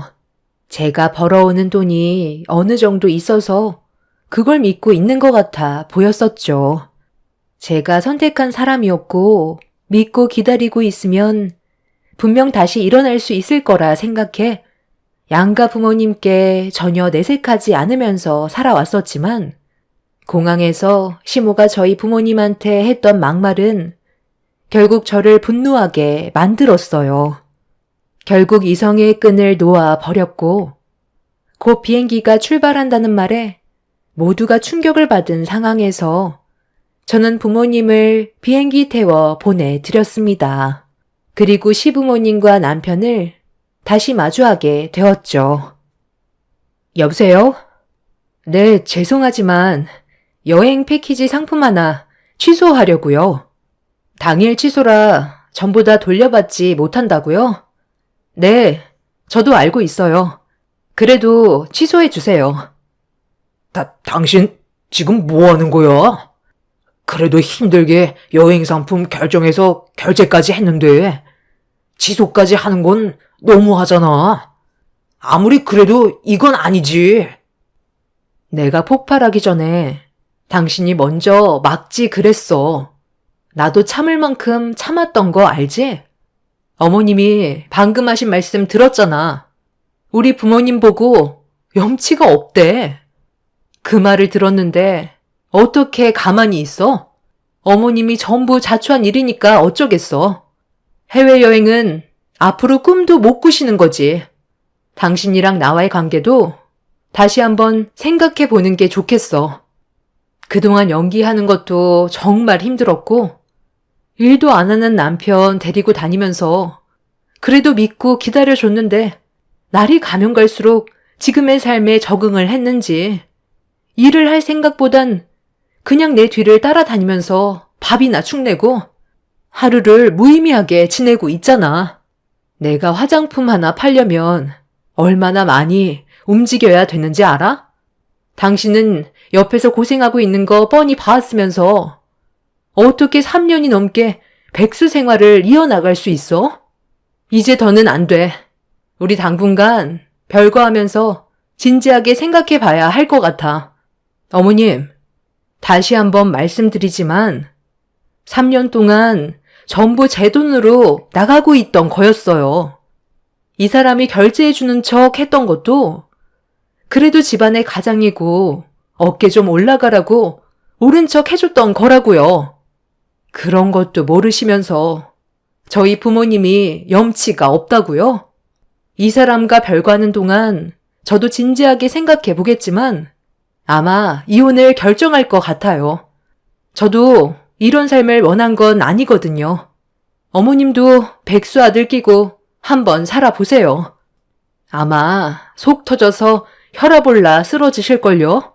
2년 동안 해외여행 못 가셨다고 저에게 온갖 히스테리 부리셨죠? 저는 거기에 더해 3년간 백수 생활하고 있던 이 사람 문인력까지 더해서 스트레스 받고 있었어요. 살다 보니 알겠더라고요. 사랑만으론 모든 걸 헤쳐나갈 수가 없어요. 그래도 해외여행 가시려고 많이 들떠 계셨을 텐데 이거 어째요? 말 한마디 잘못하셔서 전부 물거품이 되어 버렸네요. 그럼 저는 또 일을 하러 가봐야 해서 먼저 가보겠습니다. 어머님이 백수 아들 챙겨주세요. 맨날 데리고 다니는 것도 너무 지쳤거든요.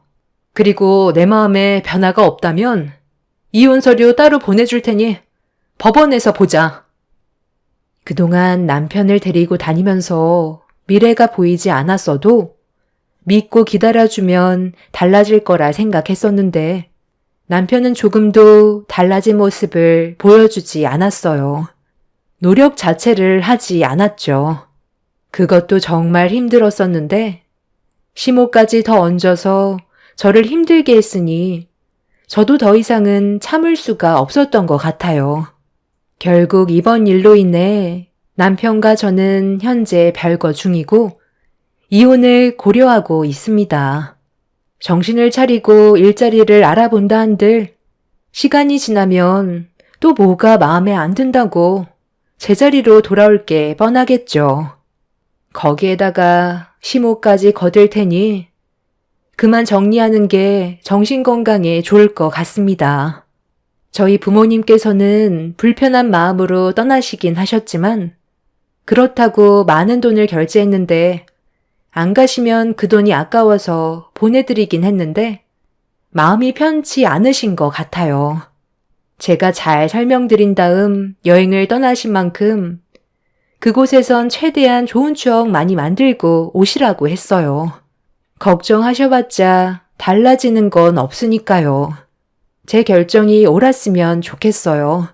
사람이 아무리 착해도 경제적으로 무능력하고 의욕이 없으면 앞으로 살아가는데도 많이 힘들 것 같거든요.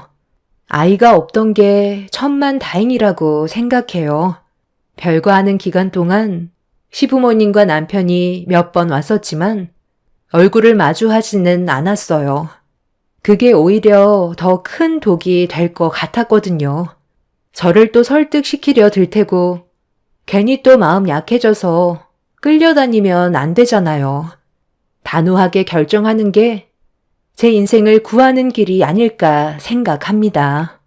이런 답답한 상황을 혼자서 해결하려다 보니 머릿속이 많이 복잡한 상태예요. 저보다 많은 경험을 가지고 계신 인생 선배님들의 조언도 듣고 싶어요. 저 혼자 결정하는 것보다는 그래도 많은 분들의 의견을 들어보는 게 훨씬 더 현명한 방법일 것 같아서요. 제 사연 들어주신 분들, 오늘 하루 즐거운 날이 되시길 바랄게요. 감사합니다.